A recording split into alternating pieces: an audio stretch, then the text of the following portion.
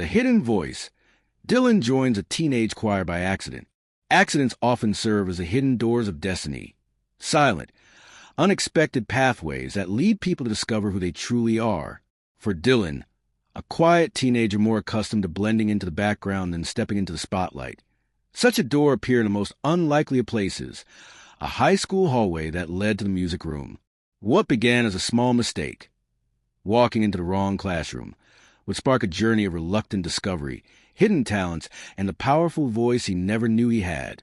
It was a Tuesday afternoon, the sort of day when the air felt heavy with routine. Dylan, who often kept to himself, was looking for the library. He had a paper due and planned to bury himself in research, his comfort zone. But in his absent-mindedness, he pushed open the wrong door and stumbled into a rehearsal in progress. The sound hit him before he could even apologize. Harmonies swelling, voices blending, the rhythm of clapping hands keeping time. It wasn't the scratchy noise of a casual sing-along. This was precise, layered, alive. A dozen teenagers were gathered around a piano, their eyes following the choir director, Ms. Harper, whose hands waved like a conductor pulling invisible strings of sound. Dylan froze, half embarrassed, half transfixed. "You must be new," Ms. Harper said, smiling warmly instead of scolding. "Take a seat. We're just starting warm-ups." Too shy to explain his mistake, and unwilling to draw more attention to himself, Dylan nodded and slid into a chair. He planned to sneak out when no one was looking. But then came the part he hadn't expected.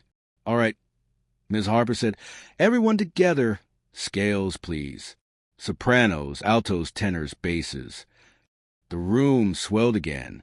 Someone nudged Dylan. "Hey, you sing too, right?" Caught, Dylan murmured, Not really," but in the strange momentum of the moment. He opened his mouth and followed along, his voice hesitant at first, then steadier as he matched the notes. The effect was immediate. A few heads turned. Not because he was off-key, quite the opposite. His voice rang out with a natural warmth and clarity that seemed to anchor the others around him. Even Ms. Harper paused, her brow raising ever so slightly. By the time Dylan realized what was happening, it was too late to disappear. His secret was out. The teacher who saw more. When rehearsal ended, Dylan gathered his things, ready to make a quick exit. But Ms. Harper intercepted him.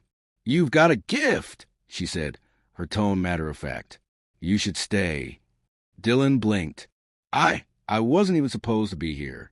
I was looking for the library." "That may be," Ms. Harper replied, "but sometimes accidents show us where we're meant to be. Do you know how rare it is to find a voice that strong, that untrained, yet so naturally expressive?" Dylan shifted uncomfortably. Compliments made him nervous. Singing in front of people terrified him. "I don't think I'm the choir type," he mumbled. "You don't have to think it," Ms. Harper said with a small, knowing smile. "You just have to sing." From that day forward, Dylan's quiet world began to change. The reluctant performer. At first, Dylan resisted. He attended rehearsals out of politeness, promising himself it was temporary. Yet each time he sang, something stirred inside him, like finding a part of himself that had been locked away, waiting for the right key. His classmates noticed too. Dylan, who had always been the quiet one, suddenly carried himself differently when he sang. His voice wasn't just technically good. It carried emotion, charisma, a magnetic pull that made people turn toward him.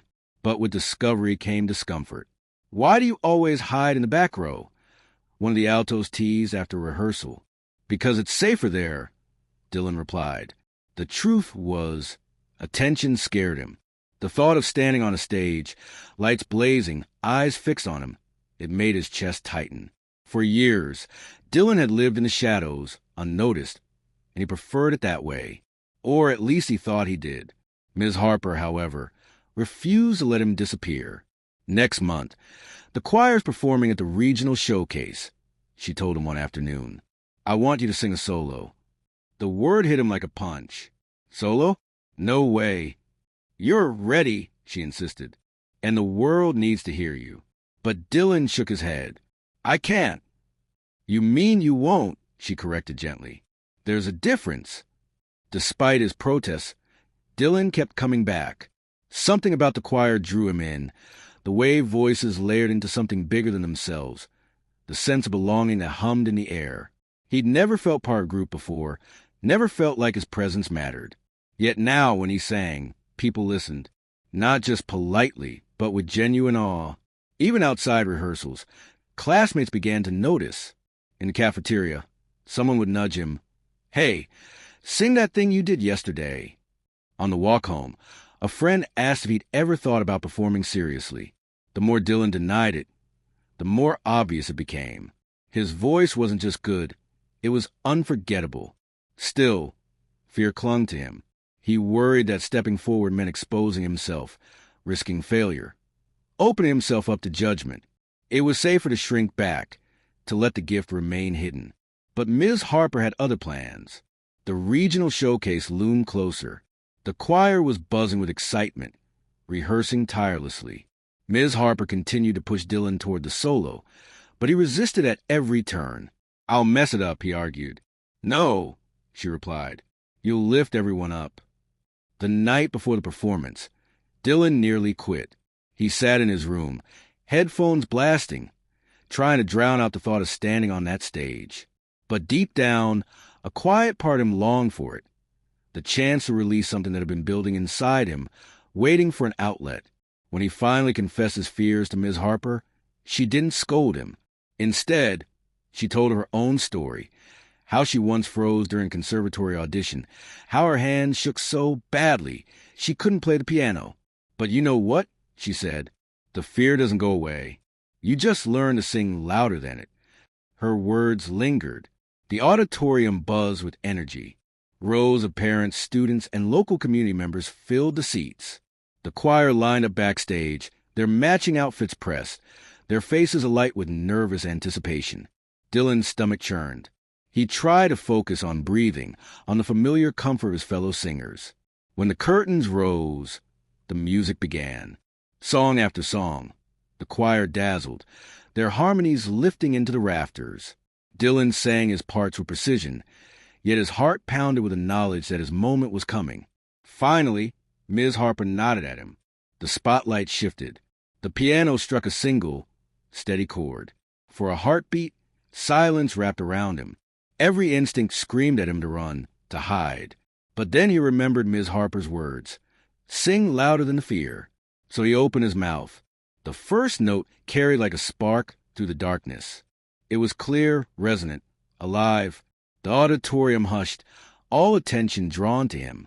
His voice swelled, filling every corner of the room, layered with emotion he hadn't known he was capable of expressing. By the time the song ended, the crowd erupted in applause. His fellow choir members grinned, some clapping him on the back, others shouting his name. Dylan stood there, stunned, adrenaline surging through him. The library that never happened. The day after his accidental entrance into the choir room, Dylan sat at his usual table in the cafeteria, tray untouched. His friend Marcus slid into the seat across from him. "You missed library duty yesterday," Marcus said. "Ms. Harlan was looking for you." "Yeah, I got stuck," Dylan replied vaguely, poking at his fries. "Stuck where?" Dylan hesitated. The word choir felt strange on his tongue. "The music room." Marcus nearly choked on his soda. "You?" "In choir." Dylan lowered his gaze. "By accident." But the accident hadn't ended the moment he stepped out of that room. Ms. Harper had asked him to return, and against his better judgment, he had. That evening, while Marcus scrolled through his phone, Dylan quietly hummed the warm-up scales. To his own shock, he liked how it felt. The next rehearsal was different. Ms. Harper positioned him in the tenor section, pairing him with Noah, a confident boy whose voice could slice through noise like a trumpet. "Follow his lead," Ms. Harper instructed. Dylan's throat tightened. Singing with the group was one thing. Being singled out, even in practice, was another. As the piano chimed, Dylan forced his voice into blend, unsure if it was too loud or too soft. Halfway through the song, Noah elbowed him. "Hey, don't hold back. You've got power, man, use it." The words unsettled Dylan, but they also sparked something. He straightened his shoulders, let his voice rise more freely. The harmony swelled around him, stronger, fuller. When the final chord faded, Ms. Harper clapped once. "Exactly. That's what I'm talking about," she said, eyes glinting. The others nodded. Dylan flushed with a mix of pride and fear. They really heard me. As the weeks passed, Dylan became a fixture in the choir room. The more he sang, the more undeniable his presence became. But with recognition came attention, and Dylan hated attention. "Yo, Dylan, sing that high note from yesterday." A sophomore called out at lunch. "Yeah, give us the concert preview," another teased. Dylan's face burned as laughter rippled through the table. They weren't being mean, if anything. They sounded impressed. But the spotlight made his skin crawl. He muttered excuses and escaped to the library, ironically the place he had meant to go in the first place. Still, no matter how much he resisted outside the choir room, inside it, he transformed. The music drew him out of himself in ways he didn't understand. One afternoon, as rehearsal ended, Ms. Harper stopped him at the door. "You've been hiding," she said softly. Dylan frowned. "I've been showing up." "Showing up isn't the same as stepping up," she replied. "You have more in you, more than you're willing to admit." Her gaze was firm but not unkind. "The showcase is coming. I want you on solo." Dylan's stomach dropped. "No, I can't." "You can," she said, "but you're afraid." He wanted to argue, to deny it, but her words pinned him in place. Ms. Harper leaned closer. "Fear doesn't disqualify you, Dylan. It qualifies you. It means you care. Don't let it silence you." Her voice echoed in his head long after he left. That night, Dylan found himself wandering back into school's music room long after everyone had gone home. The door creaked as he slipped inside, the piano looming like a silent witness. He sat, fiddling with the keys, then stood and tried a few scales. His voice bounced off the walls, startling him. Alone, without the choir to cover him, he could hear every flaw, every breath. Yet he also heard something else. Raw power. He tried the solo Ms. Harper had suggested. His voice cracked on a high note. He swore under his breath, then tried again. This time it soared clearer. As he finished, the janitor shuffled in, mop in hand.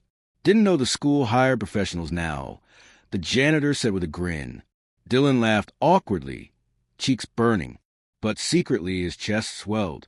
Maybe Ms. Harper wasn't wrong. The choir's first small performance came before the showcase, a school assembly in the gym. Dylan had no solo, but Ms. Harper had placed him front and center. As the bleachers filled and chatter buzzed, Dylan's pulse thundered. He wanted to disappear. But then the music started. Voices rose, blending, surging. Dylan's voice carried naturally, anchoring the harmony.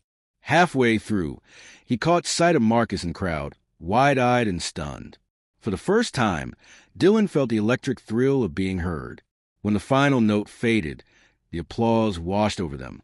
Dylan's heart pounded. The sound wasn't just noise, it was connection. And it was addictive. Still, the fear didn't vanish. The closer the regional showcase came, the heavier it pressed on him. Nights found him awake, staring at the ceiling, wondering if he was brave enough to take Ms. Harper's challenge. Part of him wanted to run back to his safe world of shadows. But another part, a louder, insistent part, wanted to see what might happen if he stepped into the light. He wasn't ready to admit it out